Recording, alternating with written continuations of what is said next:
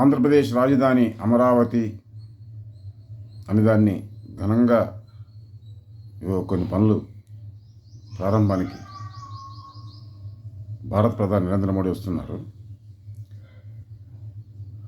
భారత ప్రధాని నరేంద్ర మోడీకి ఉప ముఖ్యమంత్రి రాష్ట్రానికి సంబంధించినటువంటి పవన్ కళ్యాణ్కి ముఖ్యమంత్రి చంద్రబాబుకి ఒక ప్రశ్న. మీరు నిర్మించబోయే రాజధాని అమరావతిలో పేదరికం ఉంటుందా? నిరుద్యోగం ఉంటుందా? ఈ దేశంలో ఈ రాష్ట్రంలో ఉన్న సమస్యలన్నీ అక్కడ కూడా ఉంటాయా? ఉండవా? ఒకవేళ ఉంటే అది ప్రజా రాజధాని ఎలా అవుతుంది? ప్రజలందరికీ సమానత్వం ఉండేది దేశం అవుతుంది, రాష్ట్రం అవుతుంది. అలా కానిది నీ బతుకు నీది, నా బతుకు నాది అన్నట్టుగా ఉండేది దేశం ఎలా అవుతుంది? రాష్ట్రం ఎలా అవుతుంది? రాజధాని ఎలా అవుతుంది?